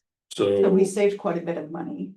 Yeah, well, the question he's asking is, are they basing the this $4,100 request request off off, the per night? For the It's a- nights that we used it, the per Yes. night cost, okay, it's not just The nightly. pull it out of the air and say, and did Hanover stop using them as a resource? No, they still use them as a resource. They just can't have, there's no funding. Hanover doesn't have They're funding? not paying for the usage. They're contributing something, but not much. I'm So not it's like putting you on the 10,000. spot, I should be It's like- putting Lebanon on the spot, not Yeah. Monica, that's. No, Lebanon has paid, they have a lot more on their half. Sounds like you should be putting Hanover in the spot. I yeah, agree, yeah, that's. yeah, Hanover's continuing to use that service. Why aren't they continuing to pay for that service? Could you just make a copy of that letter before we give them money? So- Yes, So, so I can read it. Yep, Please. Thanks. absolutely. The next one, the sewer plant, does not have heat. So we got a quote for the boiler replacement that came in at 15,800. This is up on the hill? Okay, I Yeah, thought up we at the could replace it. treatment. We are No, close. we started working on it. He was getting prices. And then he band-aided it, thought it was gonna work, and then he had the electric space heaters. And then when we had an issue in town, we had to they took the pump out of there to go pump something. It was frozen. Okay, so we approved that spending. Yeah, we just nothing ever got purchased, Yeah, so. okay. We were looking at a smart fuel pump at the highway garage where we can secure the fuel a lot better. And also really streamline the allocation process to who gets charged. To the different departments, yep. That's smart. Um, Yeah, well, what, I've dealt with that all the way back when I was driving truck. There's different ways of doing it. The one that we ended up putting back in Enfield. Every vehicle has a key so that when you get to the pump, it tells what vehicle took it. Because what they had been doing is the employee put their number in but it didn't state what vehicle it was going in. Right. So I got it changed over to, it identify the vehicle, that way you can, in the office, you know whether it was fire department, ambulance, highway, or what, it doesn't matter who put it in, it's the vehicle, the department it's going to. Is this still the smartest way to deal with fuel, is buying it ourselves and filling it out ourselves from a liability of Ultimately, environmental liability and? Or should we just see what Evans can do for it? the The issue, first thing, we don't have to pay road tax, so everything that we run is off-road fuel. So there's 30 to 40 cents a gallon savings right there that the municipalities don't have. If you buy it out here at the pump, you're paying that highway tax. But there's gotta be for that way for them to override that, cause we can't be the only one, I mean, I just know from an environmental standpoint. Yeah. There's a huge liability on a fuel tank sitting over there, so. yeah, but the way the hours we work and the things that go on in the winter, that's when it becomes an issue. You Okay. know what I mean? Like, it's those types of things. And yes, we have to probably be at some point having a plan for how we're gonna deal with that fuel farm. And look at what the long-term solution is, but there's really nothing wrong with the pump.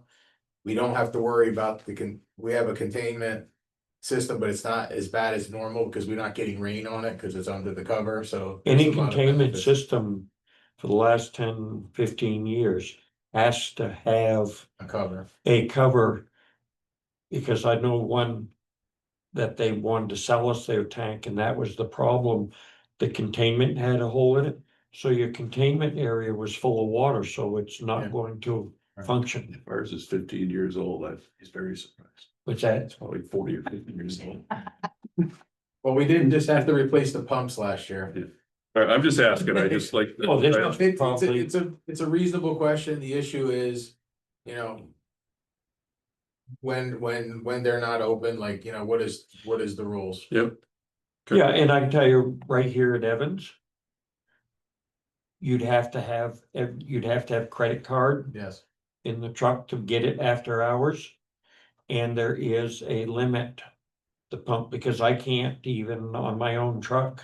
It's $175 That's limit just that gives bookkeeping you. stuff, that that can all gives be you- worked out, so. Yeah, but I'm saying that Yeah. gives you 45 Yeah, no, gallons. that's all bookkeeping stuff. Yeah, I drove a limo in Connecticut and we all had a card to fill up the limos on our way back and it was an account and it went right to there's a way to Yeah, do well, this. that part of it I'm not Municipal concerned about. account, The but fact of since the they're gonna matter take it is, right off and- the fact of the matter is, when you look at the number of vehicles out there, if you're gonna buy off-site, even be it at Jake's over here, you're gonna have to have a card available for Yeah. every one of them. We did, that's all I'm saying, it's okay, we can move on. I don't Yeah. need it more.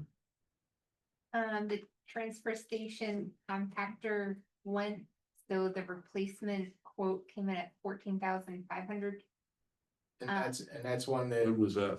it's dying, I mean, we're So- nursing it right now, but. Okay.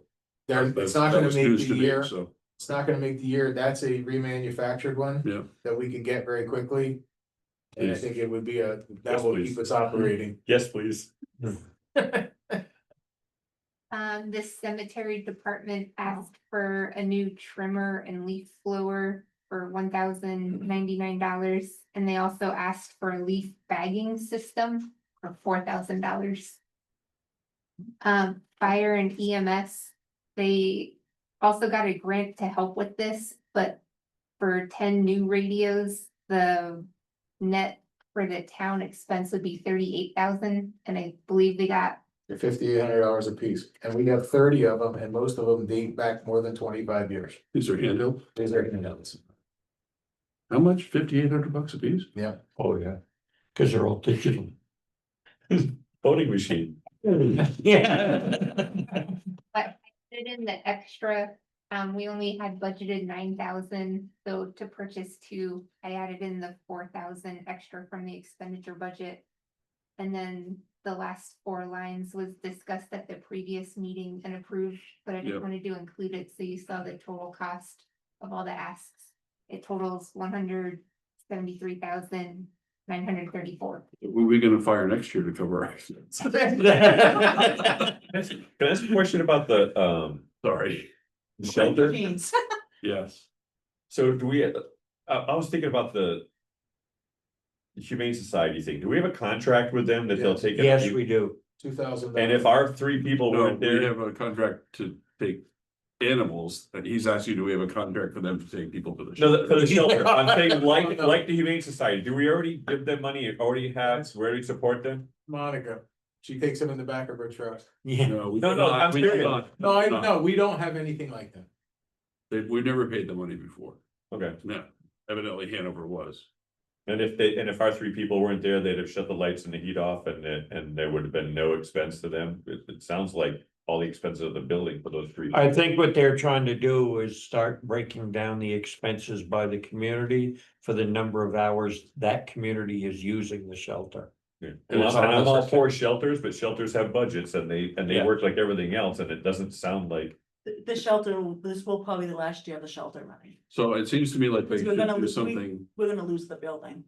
Goes back to Lebanon. Yeah. They're So, taking it I or think- something.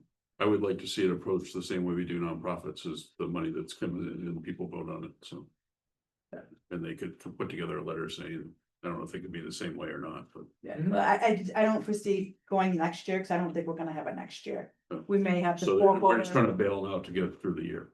Well, for the last 3 years, they've built us out, Yeah. so, No, I'm not, and I'm not down, I'm just, yeah. coming out of the blue, that's all, I want just one more explanation, so.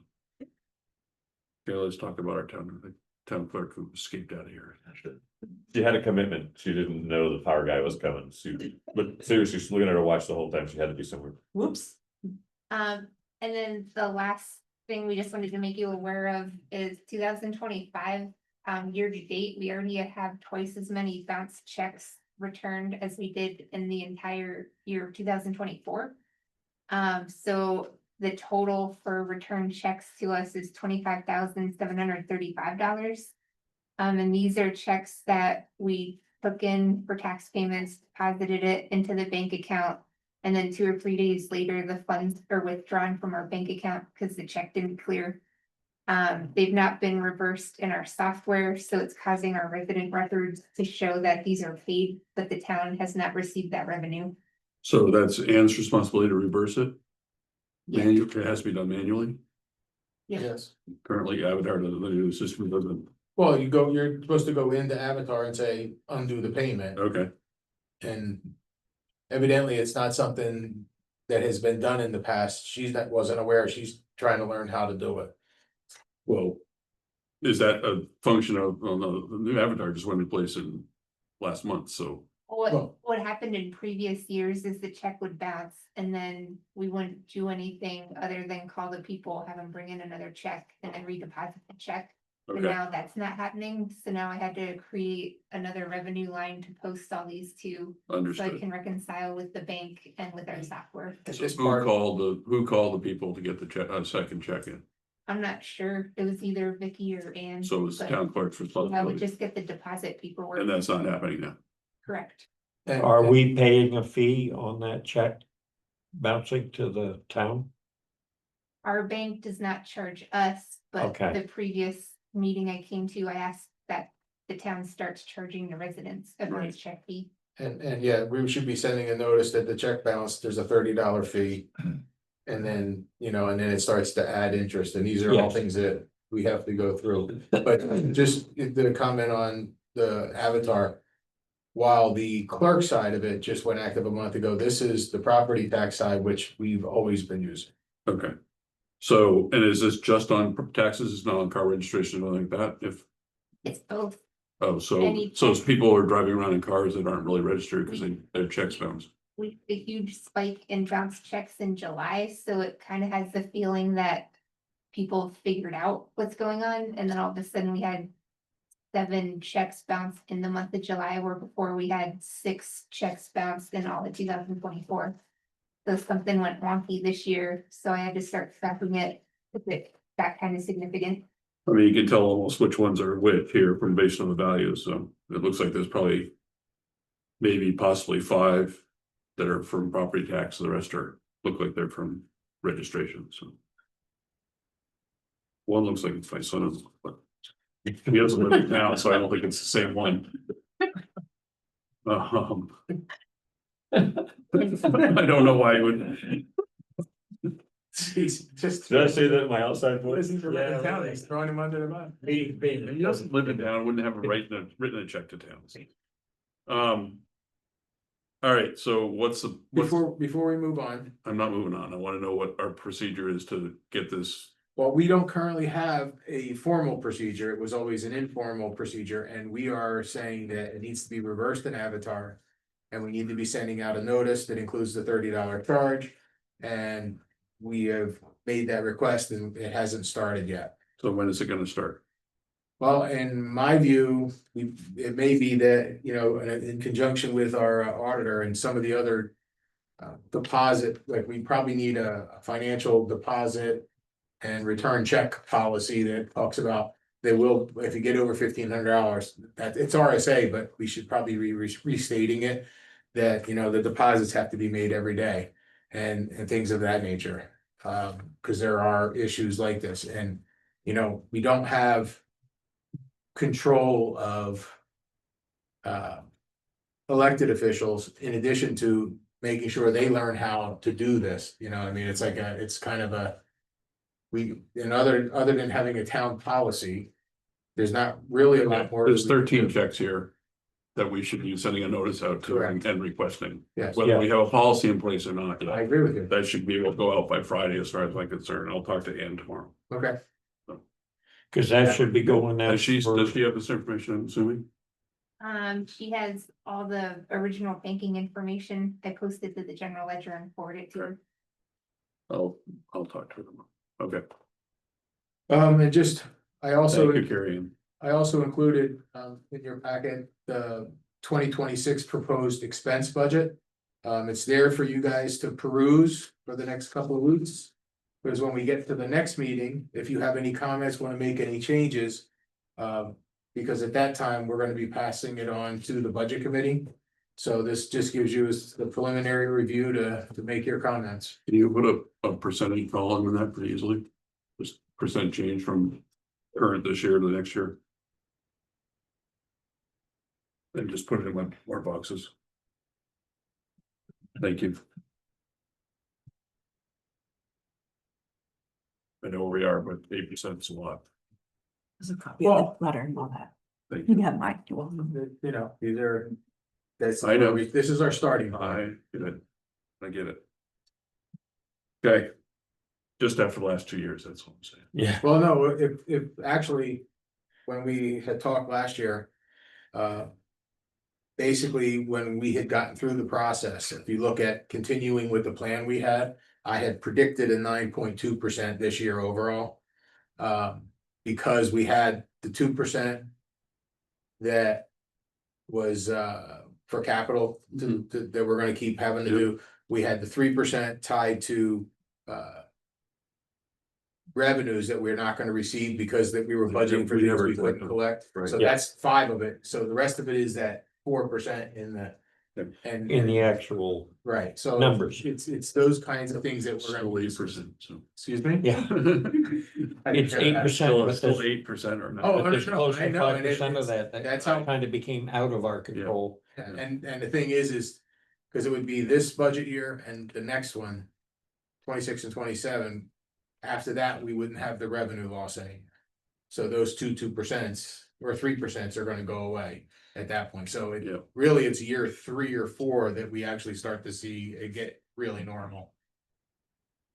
Hopefully, and I say that without knowing what's gonna bubble up out of the ground tomorrow. Like a water main break. Yeah. Well, we had one of those down the street. On old home days. Oh, I know. I Yeah. reached out to Bob. I wasn't in town. I reached out to Bob. So, we had presented the EOC teleconference proposal last meeting Yep. and Sadie wanted to make sure you were here and had a chance to comment on it. Good. It's $28,000 to do the full replacement. We had put some money in for an EOC AV system replacement. And the budget committee took it out last year and made the comment, well, you should use your contingency fund for it. Which we have $50,000 for. So in keeping with that, you know, we are, again, and it's kind of like it's the broken record thing. Things keep failing and we have to do something. And if we want to do it and do it right, this is the way to do it. So is Ryan gonna kick in some to this too? Cause you know, Well, we can talk to Ryan and ask him. it is his building. Yeah, I know. And Maybe a just so you know, He's really good at finding money. we're going to be putting it, actually have a, He's really good at finding money. it will have what amounts to be a smart board up front, which it works as a television, but you can write on it, you can do everything. The two TVs are gonna leave, one of them is gonna be placed halfway back so people can see on that one, and the other one's gonna go over into town hall so we could have small Zoom meetings, so we'll just repurpose them for things like that, but that's kind of the process, and wanted to know, you know, where the select board stands on that process. And after the conversation so far and while looking at Steve's face, I kind of know where we are. No, I think we need it. I just, It's- it's $28,000. And Is that in this list from, no, oh, so there goes the, the. That 170 is gonna be the 200 in no time. but again, when you look at where we are, I think we just are want- building, Need we are another still, body. we are still building undesignated fund balance, believe it or not. We just, when we have the opportunity like this, and we are so far behind with some things, and and things that came out of the woodwork, like Mhm. the hoses, $28,000, because they actually, when they find, the last time the company we used this year tested them was 2018. We don't know if there was a test by somebody else in between, but it's like 1,900 feet failed. That was 2 trucks worth. And it's like, and you can't, once it fails, it goes in. the it's a dumpster. pass or fail test. Right. Yeah, like, so it's like, we had to order it in order to outfit the trucks. Well, the fire hoses are one thing, the smart board is different. Right. I'm Yes, saying, it'd be but, nice, but the hoses are necessary, like. well, no, there's 100%. there's emergency things. This is, it would be nice, but it's more than it would be nice because we're not gonna have it soon. Because we've had it where the camera starts. So do we everything's need out the of whole whack. system or is it the There was- Cadillac that we got or? No, this is like a mid-level. This is a Chevy.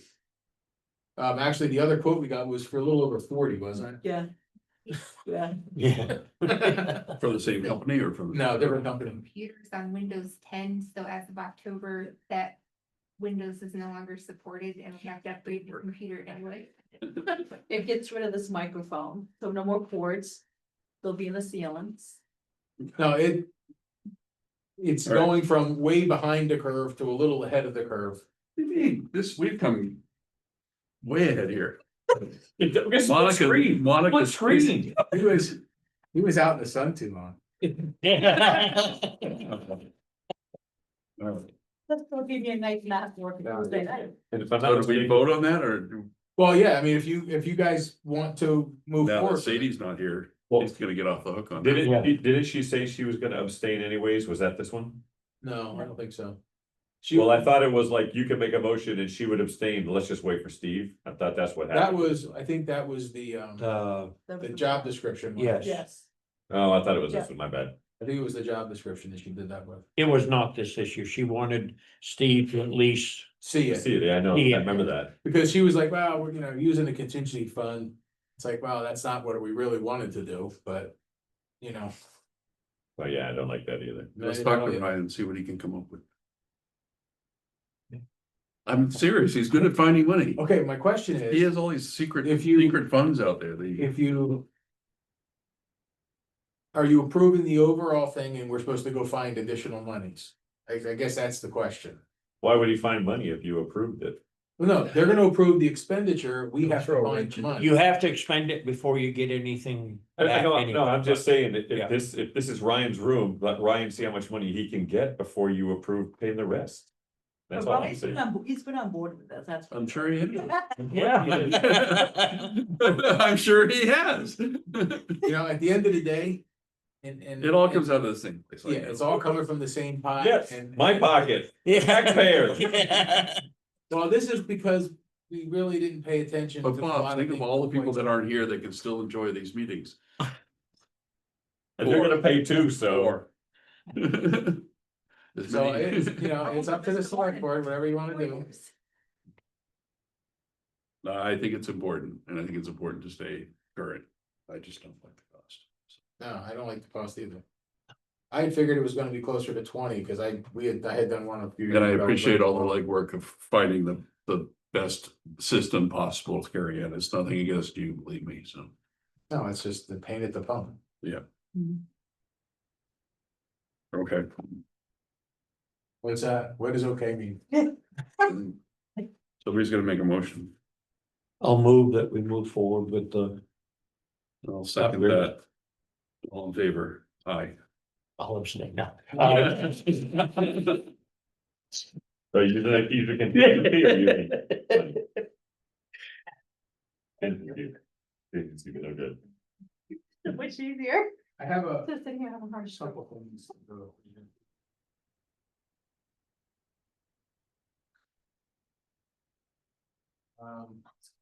Where'd it go? First thing I wanted to go over, we have, someone on our water system that has been very irritated with the size of their bills recently and have banned us from entering the site. To take a reading so that we could complete our water bill.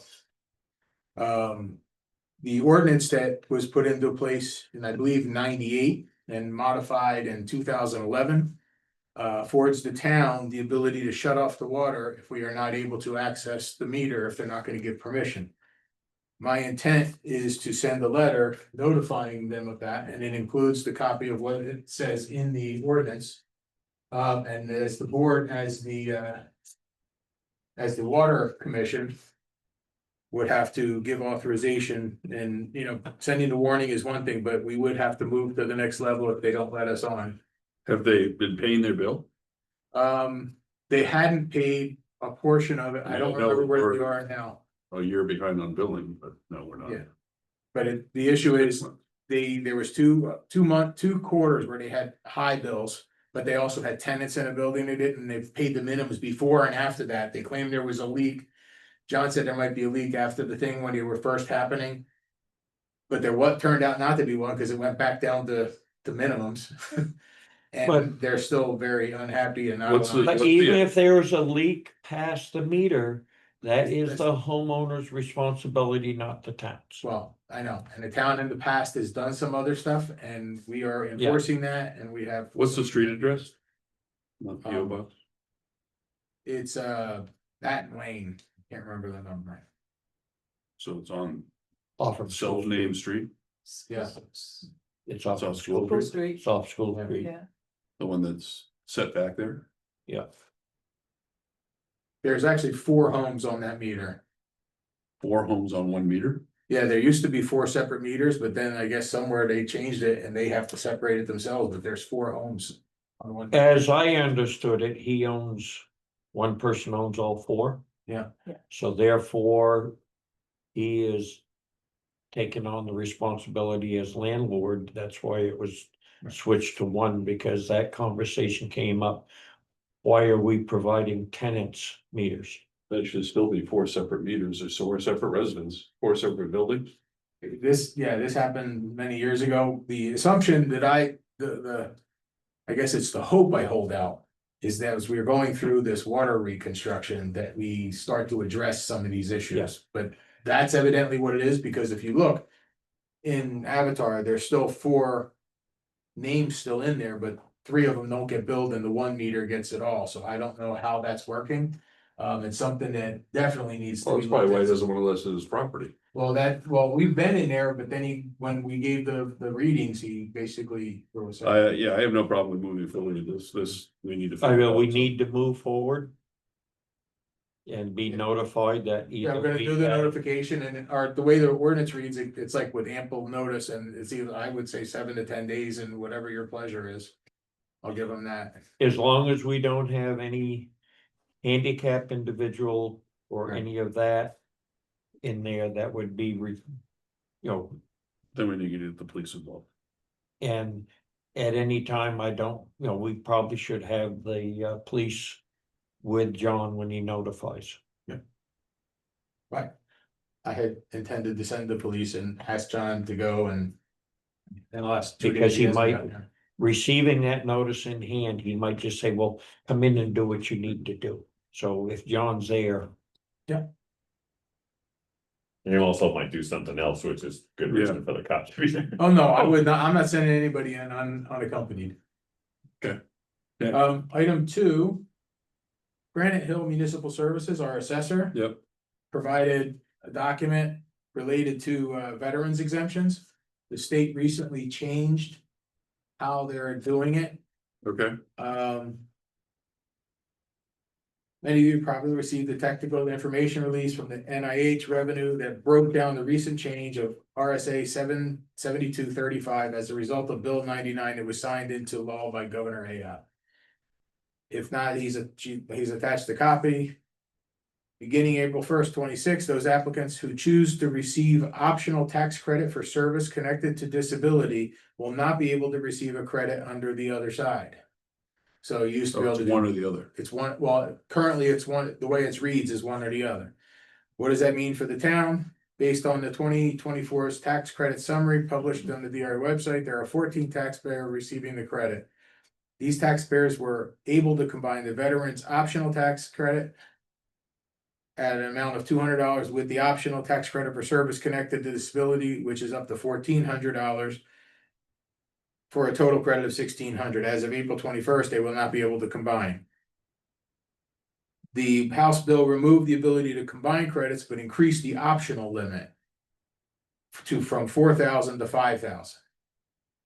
So as a board, you have a choice now to leave the credit as previously voted on the amount of $1,400, or bring a warrant article forward to change the amount from anywhere from $701 up to $5,000.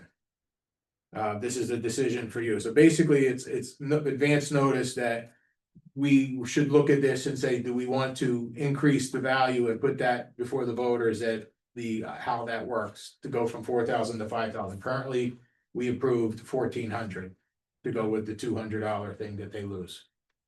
Seems like the 14 people should bring a warrant article before the team. The select board can elect to put one on. However you want to do that. Well, you need 25 though. I'd sign on. There in the packet, I believe there was a land use change tax one to vote on and pay or sign. And then there's also a poll location. I got the poll location. Signed up. Has some of Rebel stickers on the side of it. That was for timber cutting. We signed that. Yeah. Yeah. That's the only one from her, right? Oh. Yeah, intent to cut. Yep. Those are both some. Okay. And then the poll, what's that about? Pool Road. Pool Road, What- they're what- looking at installing 8 poles. I have not been out to look at it yet. This just came in. Yeah, So basically, it's, if you wanna, like Scott said, he would ride out and look at it. And we could vote on it at the next meeting and see that there's no conflict. yeah, I'll go do that. That's no problem. 12 new poles, like replacements or? I think there's What does it new. It says I thought it new. was 8 new. Did I read that wrong? I'm gonna say I read it. And I think it's 8 new. I think they're extending. Where's Pool Road? Blue Road's off from, Goose Pond over to Hinkson Oh, Road. right, okay. Oh, those people don't have, yeah. There's a section that doesn't have no power up there. Correct. Yeah, okay. And this goes up to a resident. Mhm. 8 new poles. And we're tabling that till the next meeting, right? Yeah. Okay, the last item I have is tax deed timing. All of the notices that were created, talked about August 28th. We would have had the tax deeds thing for you to sign tonight. Yep. If it weren't for the corrective deed that we were trying not to deed and then resell. Okay, So if we're gonna put them out on the 28th, we may need a quick special meeting next week just to come in, vote for that and move on. Is there a day that works or doesn't work?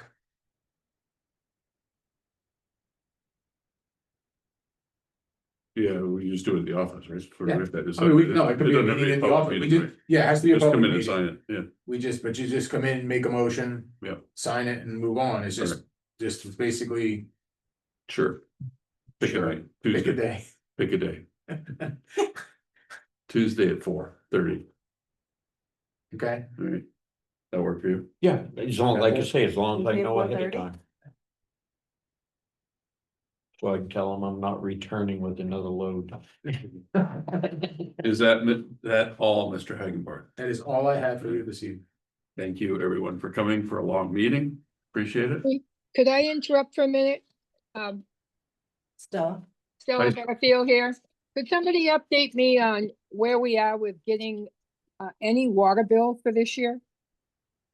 Well, currently, the water readings are now currently done. We have a couple that are a problem. They should be going out in the next week or so. And that's, And how is that gonna be handled since we're We're gonna be halfway sending- into we're the gonna be third sending quarter? What are we getting billed for? Separate bills about a month apart. We have both Okay. readings done.